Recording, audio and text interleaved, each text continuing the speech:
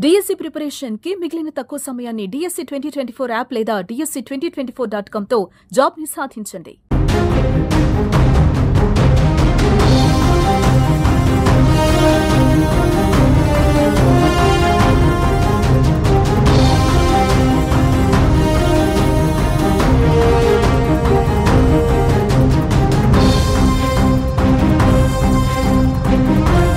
భారతదేశ ఆర్మీ రహస్యాల కోసం ప్రతి ఛాన్స్ను వాడుకుంటోంది పాకిస్తాన్.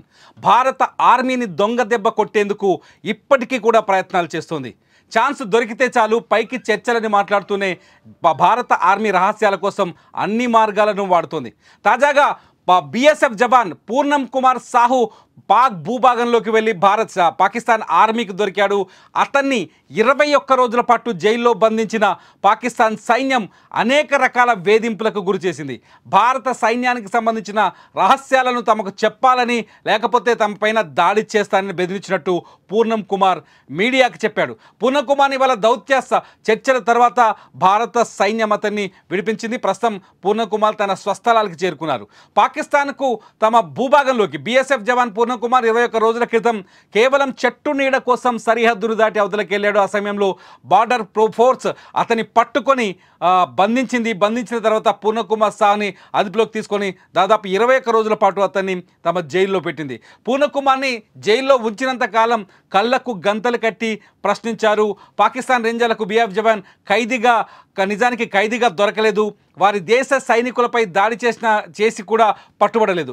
ఎండకు తాళలేక అస్వస్థకు గురై చెట్టు నీడ కోసం వెళ్ళి పాక్ భూభాగంలో చెట్టు కింద కూర్చున్నాడు.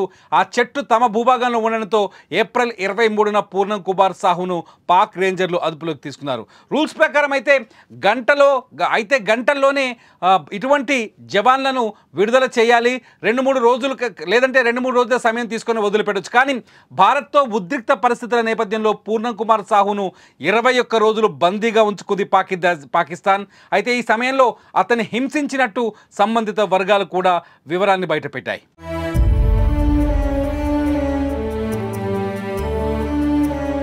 పూర్ణం కుమార్ సాహు దొరికిన తర్వాత వారికి తన పరిస్థితిని వివరంగా చెప్పాడు సాహు. కానీ అవేం వినిపించుకోలేదు పాక్ అధికారులు. పూర్ణం కుమార్ సాహును నిర్బంధించారు. 3 ప్రాంతాల్లో తిప్పి చివరికి జైల్లో ఉంచారు. కంటికి కట్టిన గంతలను కూడా విప్పకుండా అడ్డమైన ప్రశ్నలతో నిత్యం వేధించారు. శారీరకంగా హింసకు గురి చేయకపోయినా మానసికంగా మాత్రం కుంగదీశారు. సరిహద్దుల్లో భద్రతను ఎలా మోహరించారు, ఎంతమంది సైనికులున్నారు, సైన్యానికి ఎవరు నాయకత్వం వహిస్తున్నారు, వారి ఫోన్ నెంబర్లు ఏంటి అంటూ ప్రశ్నల వర్షం కురిపించారు. కానీ పూర్ణం కుమార్ సాహు నోరు మెదపలేదని తెలుస్తోంది. పూర్ణం కుమార్ సాహు వద్ద మొబైల్ ఫోన్ లేకపోవడంతో వారికి ఎలాంటి ఆధారాలు కూడా దొరకలేదని అర్థమవుతోంది.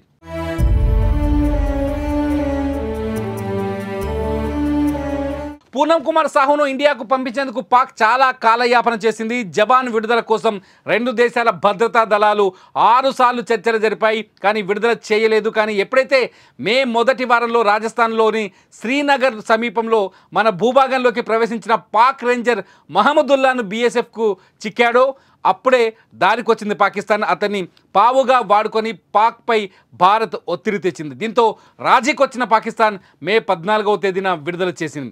అటారీ జాయింట్ చెక్పోస్ట్ ద్వారా భారతదేశానికి పూర్ణం కుమార్ సాహుని అప్పగించారు. అయితే అతడిని పాక్ సమాచారం కోసం చిత్రహింసలు చేసిందనే వార్తలు బయటకు రావడంతో ఆ దేశంపై ఇప్పుడు తీవ్ర ఆగ్రహం వ్యక్తమవుతోంది.